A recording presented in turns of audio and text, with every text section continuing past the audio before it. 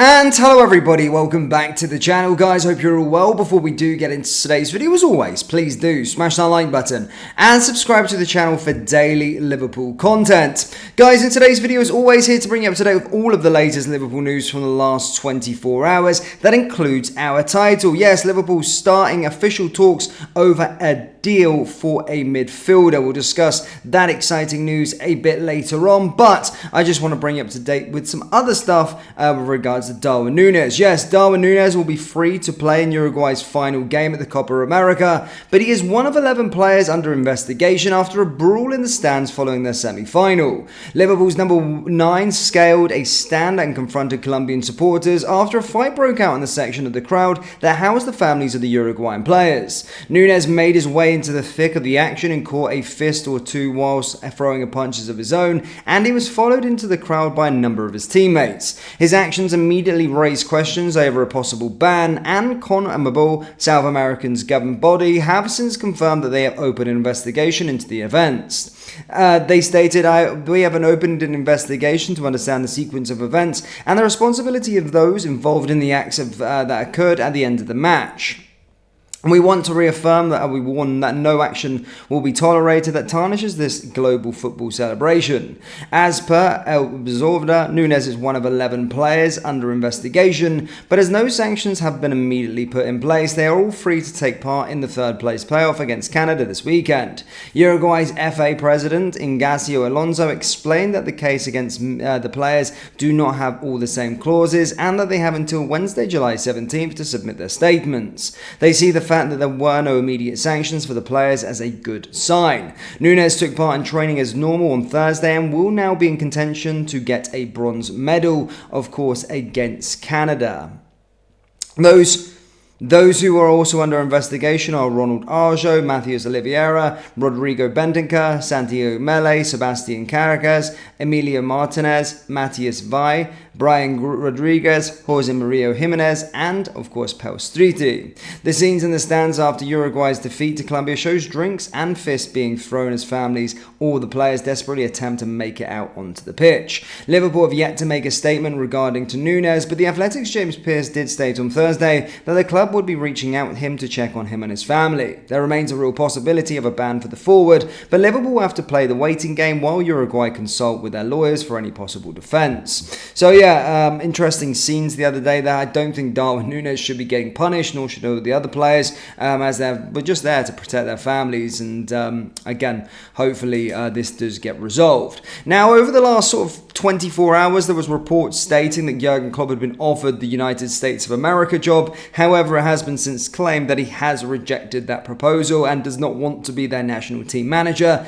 And if he did have accepted that job, then I would have been very surprised. No offense to the United States viewers here. But if he's going to go into international management, I can only really see one country, or two countries potentially, that being Germany or England. However, Jurgen Klopp has agreed to become an honorary ambassador for the LFC Foundation, with his commitment to the club's official charity continuing following his departure as the Reds' boss. Klopp has been a long-standing admirer and ambassador for the LFC Foundation and was supported it in many different ways, whether a welcoming visit to the AXA training centre, speaking publicly about the vital work happening every day across the Liverpool City region, or attending events to raise awareness and funds for charity. He once famously called the LFC Foundation the best department at the club, while praising the incredible work that they do every day across the Liverpool City region and beyond. Following Klopp's last game in charge of LFC Foundation, were given a range of unique items worn and signed by him for a foundation fundraising auction which raised an incredible £40,000 in just 7 days.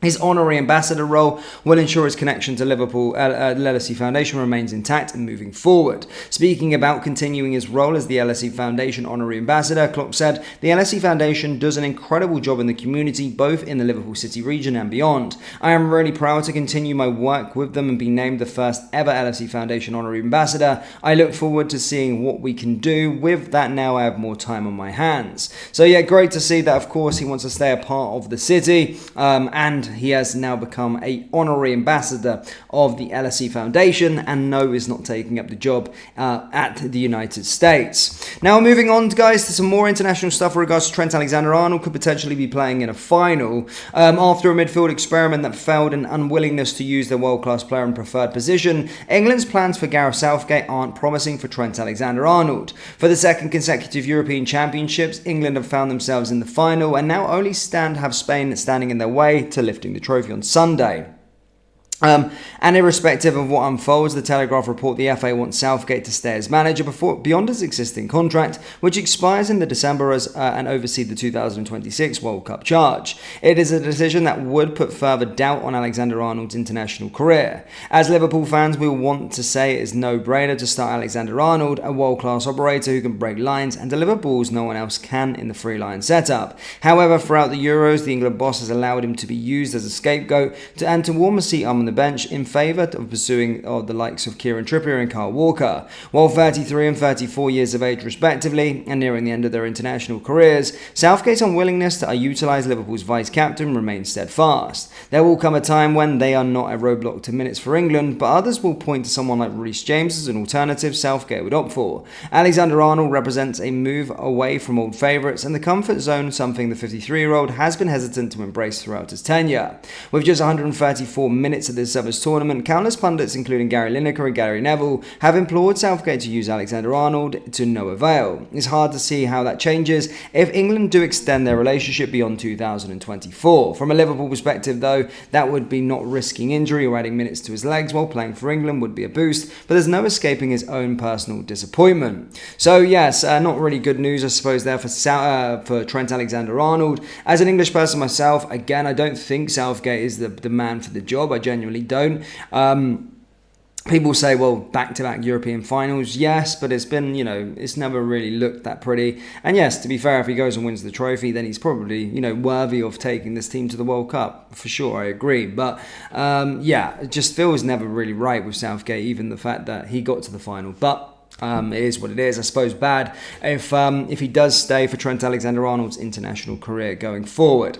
Now, moving away from all of that kind of stuff, guys, as stated, the main headline of today's video has been rather quiet in the transfer window so far. As stated, we have sort of agreed a deal for that sort of Rio Naguma. There has been backroom team, of course, being assembled. However, it does seem as though we are getting into contract renewals, and most of the topic has been in regards to Trent, obviously still away, Virgil van Dijk still away, and then Mo Salah, which, some reports are stating that talks could begin this week over a contract renewal. However, the main man in the pipeline is Bobby Clark, and we reported to you murmurs that there was a contract offer set to be imminent with regards to that, but what we're starting to hear now from reputable reports close that official talks actually have begun in the Liverpool camp, and that Bobby Clark will be signing a brand new contract extension imminently before he is sent out on loan. The early murmurs that we're getting regards to Bobby Clark's next destination in terms of a loan move